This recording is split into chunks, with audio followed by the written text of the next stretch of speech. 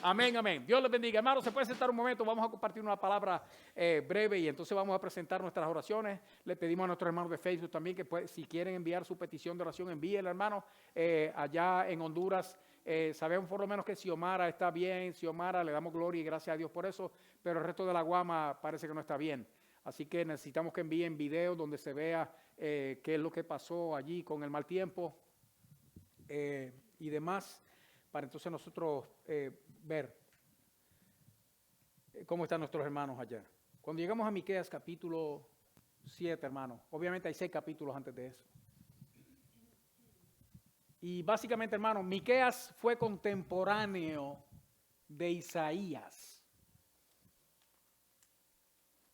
Tanto mi hermana Zulma hablaba precisamente de Isaías el domingo. Y el libro de Isaías, igual que el de Deuteronomio, hermano. Esos son libros evangélicos.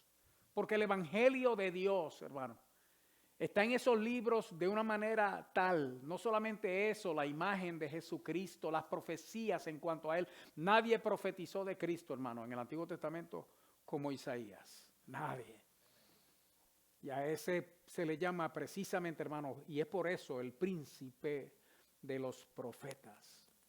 Los primeros 39 capítulos de Isaías, igual que los primeros 39 libros de la Biblia, hermano, el Antiguo Testamento en Isaías, más que nada tratan sobre el juicio de Dios y el castigo de Dios sobre un pueblo desobediente. Del capítulo 40 en adelante, donde mi hermana Zulma entró en estos días, hermano, es donde empiezan las promesas de bendición de Dios después de haber restaurado a su pueblo desobediente. Son libros que son maravillosos y Miqueas no es la excepción. Él fue contemporáneo de Isaías. Y entiende una cosa, hermano.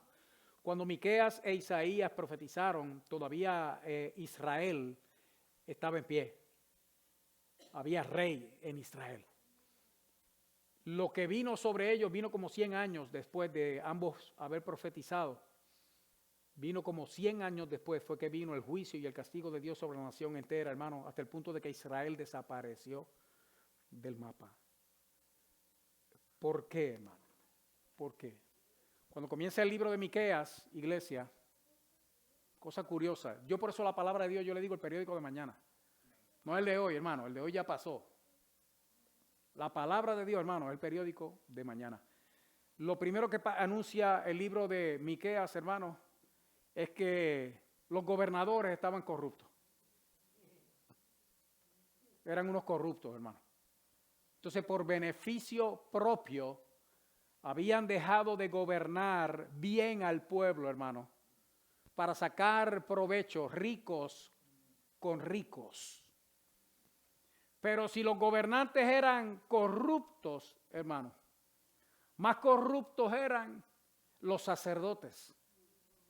Y también los menciona en Miqueas, hermano, que había una corrupción tal entre el sacerdocio, hermano, que hacer acepción de personas era la orden del día. El que más dinero tenía, más santo era. Más cerca de Dios y del cielo estaba. Los milagros llovían sobre el que tenía mucho dinero, hermano, y las bendiciones ni se digan. Para el que no tenía, hermanos, todo era lento, si es que aparecía. Porque probablemente de la boca del sacerdote lo que salía era maldición para el pobre por ser pobre. Y los sacerdotes eran corruptos. Pero si los gobernantes y los sacerdotes eran corruptos, hermanos, los profetas, hermanos, eran más corruptos todavía. Porque el sacerdocio tenía su orden de culto establecido por la palabra de Dios y era una regla a seguir que no necesariamente, hermano, indicaba la condición espiritual del sacerdote, porque lo que estaban era siguiendo el ritual que estaba escrito. Después que lo siguieran al pie de la letra, todo se veía bien, pero el profeta no. Porque el profeta habla de parte de Dios. Y esta gente no estaban profetizando, estaban vendiendo mensajes al mejor postor. El que estuviera dispuesto a pagar, hermanos, recibía una palabra de Dios. Y si no había dinero, no había mensaje. Hay que haber perdido el temor, hermano, de verdad. Y haberse endurecido de tal manera para hacer una cosa así. Y esa era la condición del pueblo. Y Dios, hermano, estaba hablando de juicio y de castigo. Ya Samaria estaba pagando, hermano, el haberse separado de Dios y haber establecido sus propios altares. El pueblo se había alejado de Dios y se había mezclado, hermanos, con quienes Dios les prohibió mezclarse. Hasta el punto de que ya no se sabía quién era quién. Y las descendencias se habían contaminado. Y Samaria ya estaba pagando el precio, que eran 11 tribus, 10 tribus. Pero Judá y Benjamín, hermano, todavía no estaban pagando el precio de su desobediencia, al igual que los otros. Nosotros estamos viendo, hermano, la tierra gritando. Y que conste, hermano, que la Escritura lo dice así. O sea, que la creación misma ahora gime a una como con dolores de parto, hermano. ¿Y sabe por qué gime la naturaleza? Porque igual que nosotros, hermano, está esperando el día de la redención del hombre, del ser humano, de la mujer. Que conste, hermano, que no es que la naturaleza está esperando su propia redención, sino que la Escritura dice el día que el Señor venga y restablezca las cosas y el ser humano vuelva a ser aquello para lo que Dios lo creó. Ese día, hermano, se restablece también todo el universo a la perfección absoluta de Dios. ¿Y sabe lo que trae eso, hermano? La restauración del ser humano. Trae que el universo entero se restaure, hermano. Que la naturaleza entera se componga, que todo vuelva a la perfección, que la muerte desaparezca. ¿Usted sabe lo que es eso? Y todo depende de nosotros, hermano. Porque viene un día donde todo va a volver, hermano, a la perfección absoluta, al poder absoluto, al conocimiento absoluto de Dios, hermano. A la eternidad absoluta, sin muerte, sin dolor, sin tristeza, sin pesar, sin necesidad, sin agobio, hermano. Sin molestia, sin incomodidad, sin dolor, sin enfermedad.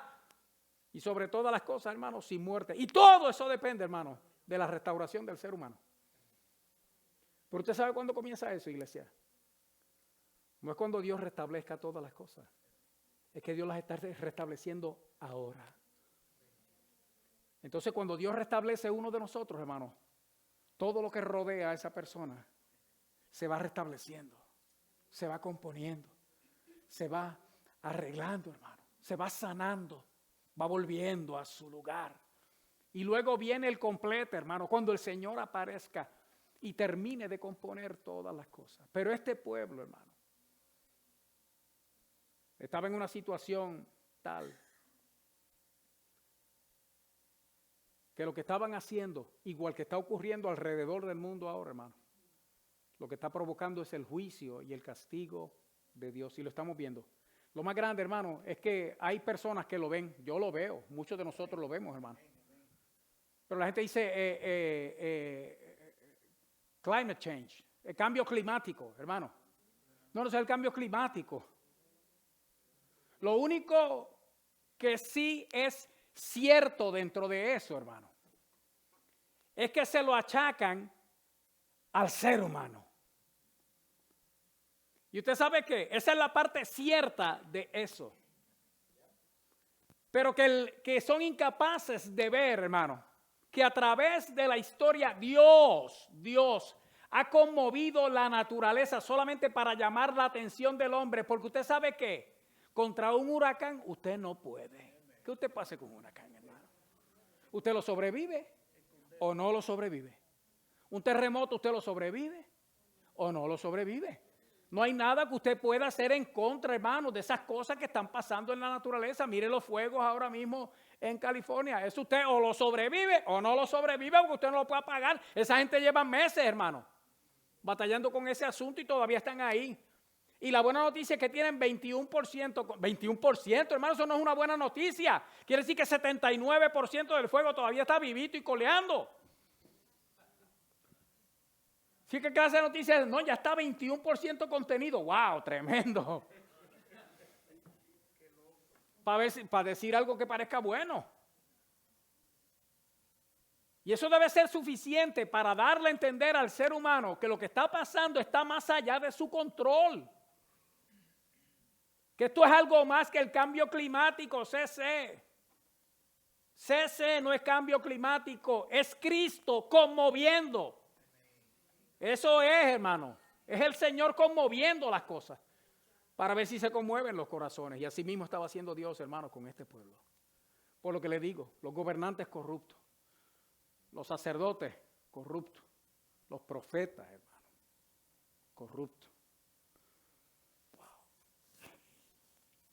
Llega el punto de confrontación en el capítulo 6 que hablábamos la semana pasada, donde Dios, hermano, que podía haberlos matado a todos, solamente con el pensamiento.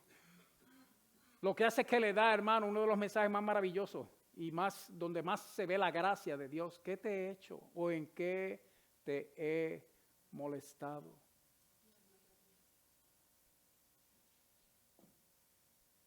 Sí, solamente lo que te estoy pidiendo son 3 cositas. Y entonces llegamos al capítulo 7. Mire qué clase de resumen, hermano. ¿Está conmigo ahí, iglesia? Capítulo 7. Y yo por allá, por otro lado. Mire, vi una M y ahí abrí y es Marco donde estaba. Santo cielo, ayúdame, Dios.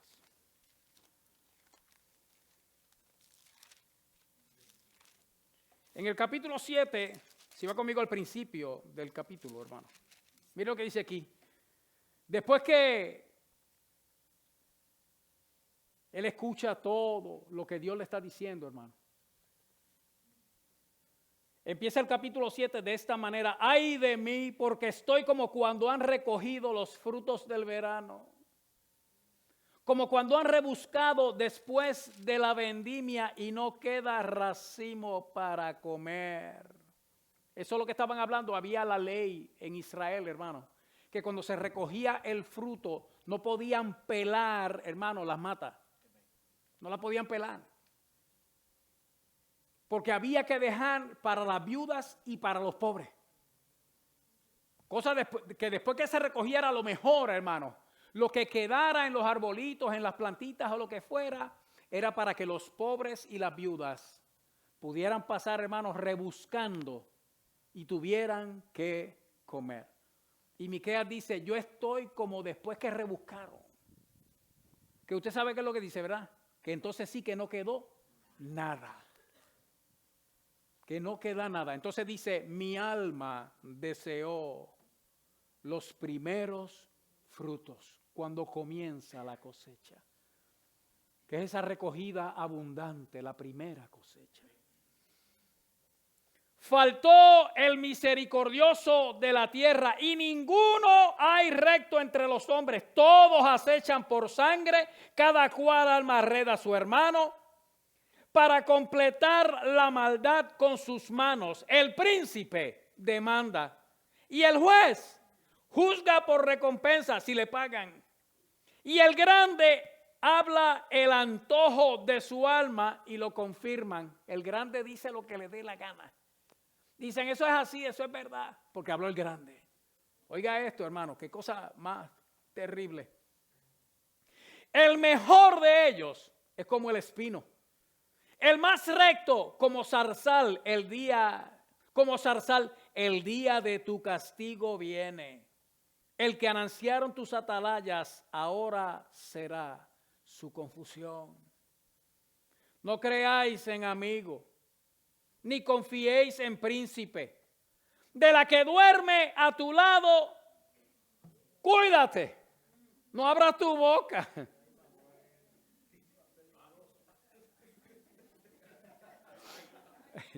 Me acuerdo, y esto es una nota jocosa, hermano, pero aquí me acuerdo cuando Carmen y Nelson estaban con nosotros, que un día ese Nelson, si estás escuchando, Carmen, Dios me lo bendiga, mi hermano amado. Pero yo me acuerdo que Carmen decía que ella dice, no, yo quisiera, porque yo no puedo soportar la idea de que Nelson se vaya primero, así que yo quisiera pues yo morir primero para no tener que pasar por ese dolor. Y allá sale Nelson, hermano, con ese vozarrón, y sale y dice, que el Señor te conceda la petición de tu corazón. Y yo le digo, ay, Dios mío, Señor, ayúdanos. Ese Nelson es especial, hermano. Que el Señor te conceda la petición de tu corazón. Entonces yo veo aquí que dice, de la que duerme a tu lado, cuídate, y del que duerme al lado también, hermano. Que esto corta para los dos lados. No abras la boca. Oiga esto, hermano. Porque el hijo deshonra al padre. La hija se levanta contra la madre. La nuera contra su suegra, y los enemigos del hombre o de la mujer, del ser humano, hermano, son los de su casa. Estará diciendo algo antiguo, hermano. Verá que esto suena a hoy, hermano.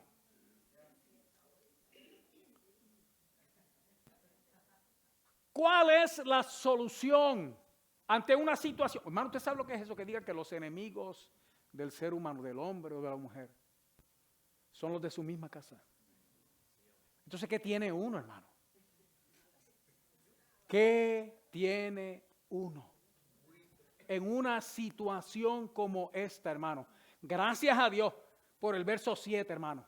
Esa es la solución. ¿Lo tienes ahí, iglesia? Mas yo a Jehová miraré, esperaré al Dios de mi salvación. El Dios mío me oirá.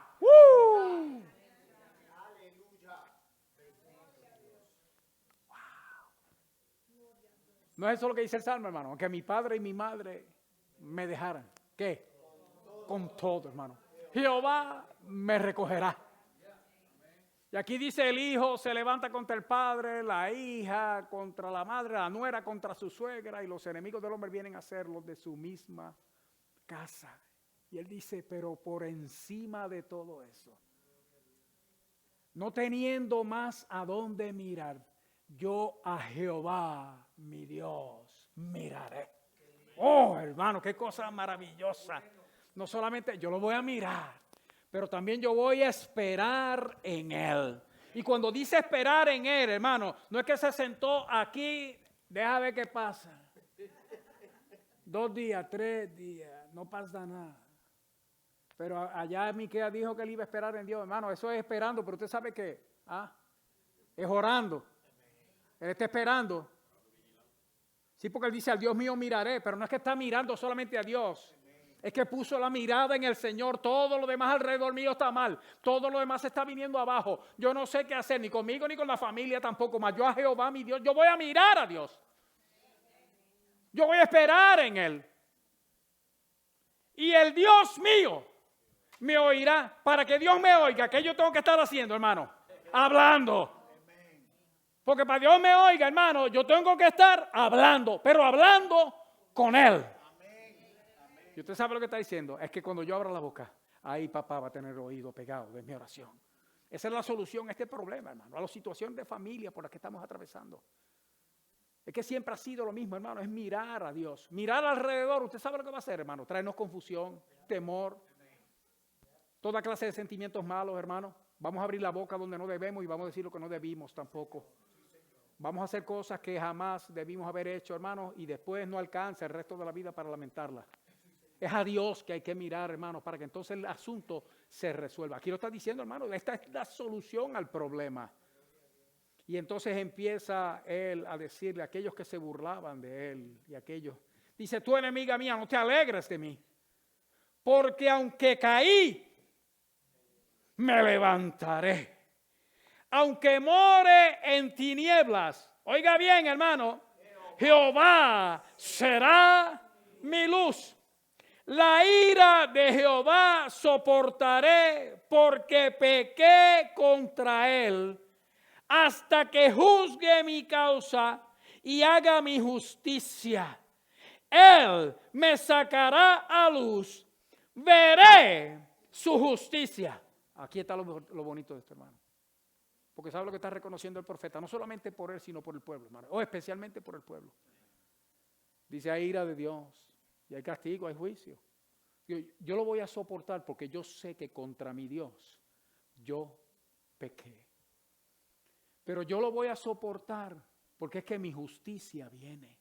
O sea, Dios me va a hacer a mí justicia. Yo lo estoy mirando a Él, yo estoy clamando a Él, yo lo estoy buscando a Él. Yo he entendido que Él es la solución, la única solución. Y entonces Él me va a oír y mi Dios a mí me va a hacer justicia. Y le dice al enemigo, no te alegres, enemiga mía. Porque es que el Señor viene a salir a mi favor. Oye bien, iglesia. Pero que reconoce su pecado. Y mi enemiga lo verá y la cubrirá vergüenza. La que me decía, ¿dónde está Jehová tu Dios? Mis ojos la verán. Ahora será hollada es pisoteada como lodo de las calles. Viene el día. Oye bien, iglesia, que esto es la esperanza nuestra. ¿Habrá alguno aquí que haya pecado, hermano, contra Dios?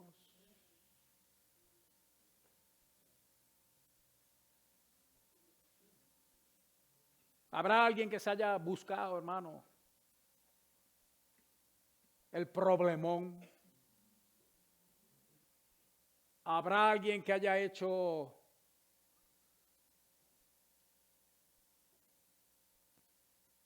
por donde el diablo tomara ocasión y entrara el destructor a hacer lo que él sabe hacer, a destruir?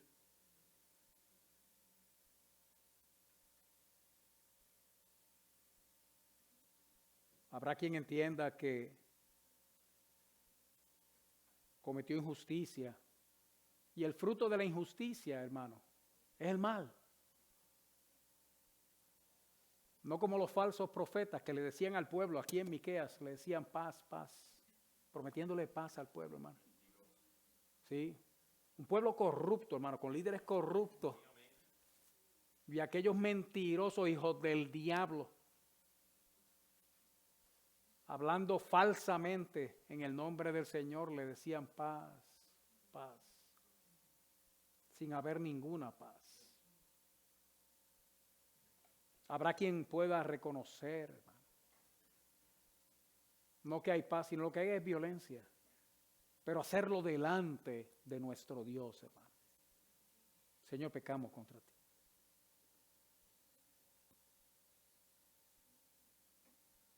Y el resultado de la desobediencia, hermano, siempre es y será malo. No hay nada bueno en desobedecer a Dios. Pero siempre hay la salida, hermano, porque Dios está ahí. Verso 11, viene el día en que se edificarán tus muros. Aquel día se extenderán los límites. En ese día vendrán hasta ti desde Asiria y las ciudades fortificadas, y desde las ciudades fortificadas hasta el río, y de mar a mar y de monte a monte, y será asolada la tierra a causa de sus moradores por el fruto de sus obras. Pero oiga lo que dice el 14, apacienta tu pueblo con callado, el rebaño de tu heredad que mora solo en la montaña, en campo fértil, busque pasto en Basán y Galaad, como en el tiempo pasado. Yo les mostraré maravillas, como el día que saliste de Egipto. Oye bien, iglesia, puede haber juicio, y viene juicio, y va a seguir viniendo, la tierra va a seguir temblando. Ese huracán histórico que entró allá en Alaska, hermano. Y mire que en Alaska es así, Alaska es un lugar de extremos, hermano. Y allí la tierra tiembla. Y tiembla, hermano, de que tiembla. Allí es frío, pero hay volcanes, hermano. Allí hay tormentas y eso es todos los años. En el estrecho entre Alaska y Rusia. Pero este año, la que acaba de pasar, hermano, ellos la llaman histórica. Hay que detenerse a pensar, iglesia. Porque la tierra está siendo conmovida. Y esta es una de las formas en que Dios nos llama a nosotros la atención sobre lo que estamos haciendo. Porque usted sabe que todavía hay esperanza. O sea, Dios está diciendo, tú vas a reconstruir el mundo entero, se puede venir abajo. Y viene un castigo tremendo, hermano. Y viene un juicio tremendo. Pero usted sabe que nosotros somos la iglesia del Señor y para nosotros hay promesa. Verso 16, saltemos al 16. Las naciones verán y se avergonzarán de todo su poderío, pondrán la mano sobre su boca, ensordecerán sus oídos, lamerán el polvo como la culebra, como la serpiente de la tierra, temblarán en sus encierros, se volverán amedrentados ante Jehová. ¿Quién? ¿Quién, hermano? Nuestro Dios, y temerán a causa de ti. Oye bien, esto es para Israel, hermano, pero hoy es para nosotros. Que es que el profeta está diciendo, yo estoy esperando mi justicia. Yo estoy soportando la ira de Dios, porque yo pequé contra él. Pero yo me arrepentí. Y yo sé quién es el Dios mío. Y yo estoy esperando que él me haga justicia. Y cuando Dios me haga justicia, aquellos que se levantaron contra mí, empezando con el mismo diablo, van a lamer el polvo como la culebra. Oye eso, iglesia. Y entonces nosotros acá celebrando, mátalo, Dios. No, hermano, no. Al diablo sí, porque ese ya está perdido, hermano, condenado, esperando la ejecución de su sentencia. Pero usted sabe lo que nosotros tenemos que hacer porque nos hace daño a nosotros, hermano. Clamar a Dios. Orar a Dios. Procurar su salvación, su bendición. Procurar la misericordia de Dios sobre esa persona o personas, hermano. Es lo que nosotros tenemos que hacer. Es aprender a perdonar, hermano, pero perdonar a la manera de Dios. Que es que uno decide entonces no inculpar a la persona. Veamos al diablo como es, hermano. Nosotros hemos aprendido demasiado a excusar al diablo, hermano, y no lo vemos donde el diablo está. Entonces eso trae sobre nosotros enemistades y pleitos. Trae contiendas, trae iras, hermanos, innecesarias. Porque nosotros que estamos viendo a la persona es que el diablo es él. El pastor de la iglesia más grande, creo que del mundo, el de Corea del Sur. Cuando estaba empezando su ministerio, él evangelizaba, visitaba a diferentes personas. Y una vez fue donde una mujer a hablarle del Señor y le mencionó el infierno. Y ella le dijo, aquí no vuelva. Mucho menos hablarme del infierno, porque yo llevo 20 años en él. Lo que si el infierno cuando me muera, no, yo llevo 20 años en el infierno. Porque el marido de ella, hermano, era alcohólico maltratante. Pero si usted viene a hablarme que del infierno, ¿de qué? Del infierno puedo hablar yo. Así que no vuelva a traerme esos mensajitos así de que sí, me voy a perder en el infierno. Yo llevo 20 años ahí. El hombre se fue, hermano, avergonzado, pero a la misma vez motivado a preguntarle al Señor, Señor, ¿y qué es lo que uno hace en una situación como esta? Y Dios trató con él, hermano. Y él volvió a la casa y le tocó. Ella le abre y le dice, no le dije que no volviera por aquí. Y él le dijo, no vine a hablarle del infierno. Vine a proponerle algo. Si su esposo cambia, ¿usted creería en Dios? Y entonces cambió el asunto. Le dijo, déjeme orar por él. Y por ella también. y decidieron orar por ella incrédula. Fue él el que se metió en el asunto. Padre, salva a ese diablo.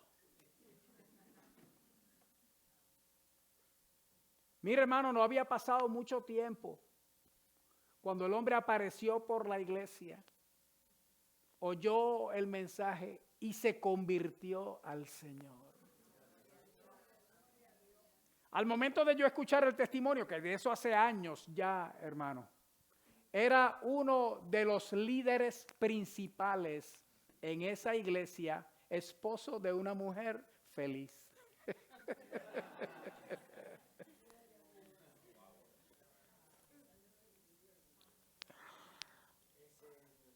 Lo que había era que orar por el malo, hermano, para que se convirtiera. Señor, sálvalo. Métete con él. Ayúdalo y ten misericordia, que el diablo lo tiene atado. Y eso es lo que nos corresponde a nosotros, hermano. Porque usted sabe que si tiene que morder, lamer el polvo como la culebra, que lo haga Dios. Que es el que está diciendo aquí que lo va a hacer con los enemigos de su pueblo y nuestros enemigos también, hermano. Pero recuerde que ahora mismo la Escritura nos dice a nosotros claramente que nuestra lucha no es contra sangre ni carne. Nuestro enemigo no son seres humanos, aunque estén enemistados con nosotros. Es que detrás de ellos hay uno, que es el que los mueve, que es el que los impulsa, que es el que los usa para hacernos daño. Y muchas veces, hermano, en mi caso, la mayor parte de las veces que yo me encuentro con personas, hermanos, que no, yo digo difícil de amar, y a veces eso es hasta un piropo para esa persona, hermano, porque es que son el diablo de verdad.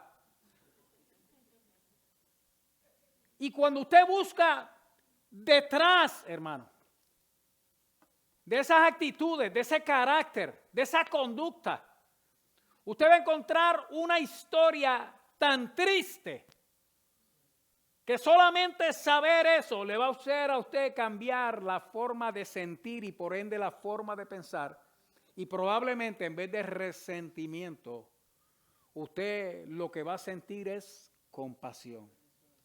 No va a dejar de darle coraje cuando haga sus pocas vergüenzas, porque eso le molesta a cualquier hermano y eso es natural, es una respuesta natural, es normal.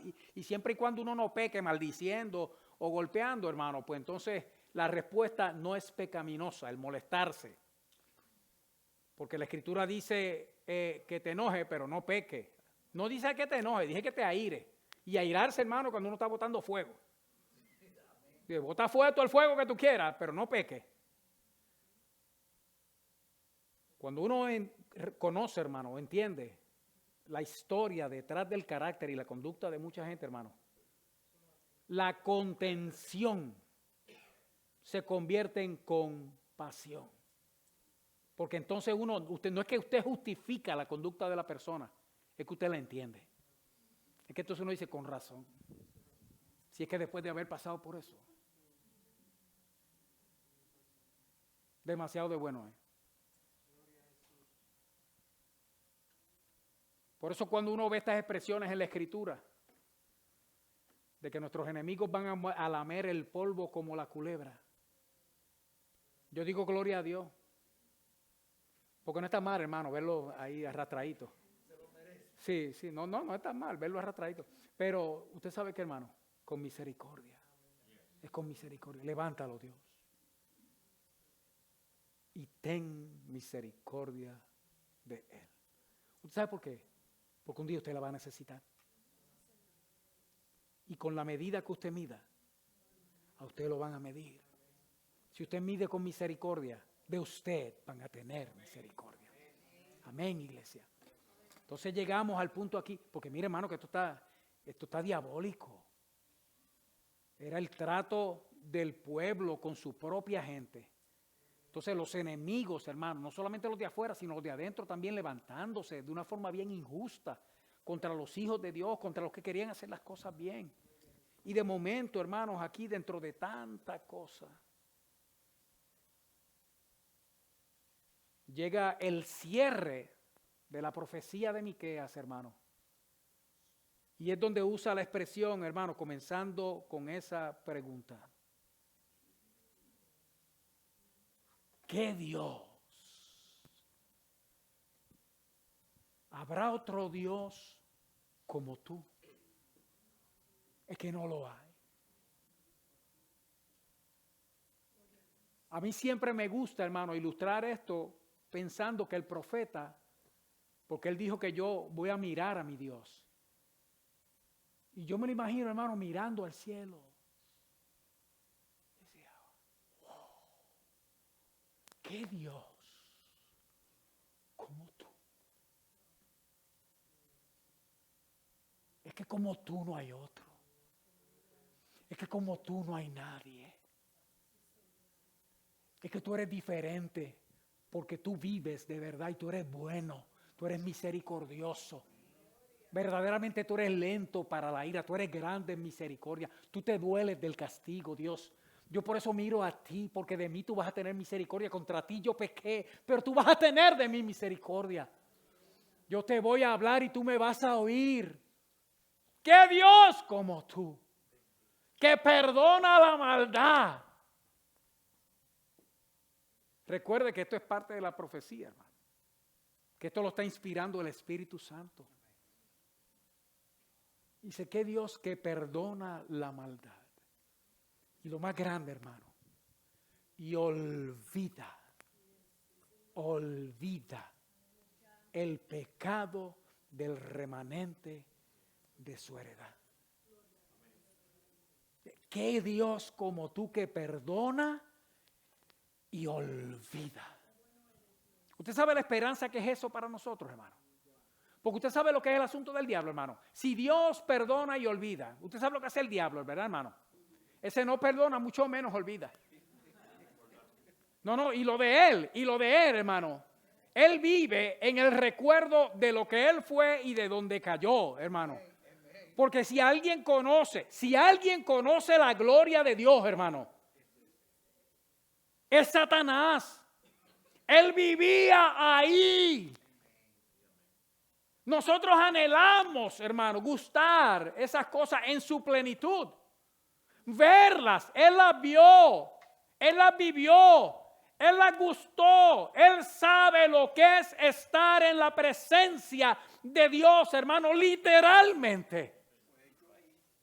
Él vive en el recuerdo de ese pasado, hermano. Y de cómo cayó de allí. Ese no olvida. Y usted sabe lo que él quiere, porque ese no ama a nadie. Él no se ama ni él mismo, hermano. Él no quiere que nadie olvide tampoco. Por eso su empeño es recordarnos a nosotros y traernos una y otra vez, hermano, nuestros errores y maldades, nuestros pecados y nuestras iniquidades, nuestros delitos y nuestras ofensas, nuestros defectos. Lo de Él es recordar lo malo todo el tiempo y recordárselo a todo quien Él pueda. Porque Él sabe que el recuerdo de lo malo agobia, aplasta, oprime, cansa, abate el alma, hermano, y debilita el espíritu. Pero para contrarrestar eso, hermano, aquí tenemos una palabra que nos dice que no hay un Dios como el nuestro, que cuando perdona, hermano, perdonó. Y para asegurarnos de que perdonó de verdad, entonces se olvida de lo que pasó. Y como el diablo es acusador, hermano, ese es su trabajo, acusar, especialmente delante de Dios a nosotros, sus hijos. Cuando Él llega allá arriba, usted sabe con lo que se encuentra. Él le dice, mira, Dios, allá Pedro hizo tal cosa y mira cómo anda Rosa por cuenta de Pedro. Ajá. No, está bien. ¿No? Y allá Dios mira, nuestro Dios, papá, hermano, el papá suyo y mío. Mira al diablo y le dice, ¿de qué tú estás hablando? Mi hijo no ha hecho absolutamente nada. Busca el libro, que tú tienes un libro donde aparece anotado todo lo que esta gente ha hecho, lo bueno y lo malo, pero busca del lado de lo malo. Y cuando mira allá de momento, lo que aparece es una oración. Decía, papá, perdóname. Y dice, bueno, aquí lo único que yo veo es que él oró. Y debajo de esa oración no aparece nada. Y usted sabe qué, hermano. Ahí el diablo se agarra los cuernos y los tiene, hermano. El rabo con él mismo se da, hermano, y sale de la presencia del Señor revolcándose en su propia ira. Porque él no acaba de entender que el Dios nuestro perdona y olvida.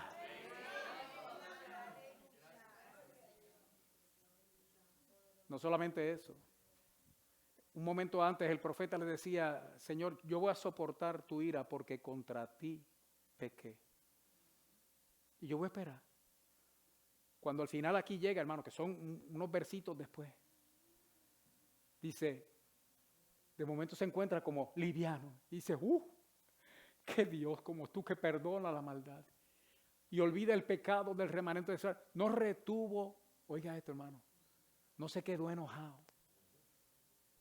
Papá no se queda enojado. No retuvo para siempre su enojo. Mi papá tenía algo, hermano. El papá mío terrenal, el esposo de mi mamá. Mami se llama María, papi se llama José, hermano. A mí me pudieron haber puesto Jesús. Pero mi papá no era como el José de la Biblia, hermano. Ese uno hacía algo malo y él le caía arriba a uno. No le dejaba pasar uno, hermano. Pero si alguien pudo haber compuesto, hermano, me empujaron con violencia, ese soy yo. Pero que después de eso era una miseria, hermano. Porque usted le pasaba por el lado y si él se acordaba de lo que usted había hecho, que ya le pegó, ya le dio la que le iba a dar, hermano. Si de momento se acordaba de aquello de nuevo, allá venía la otra, ¡pah!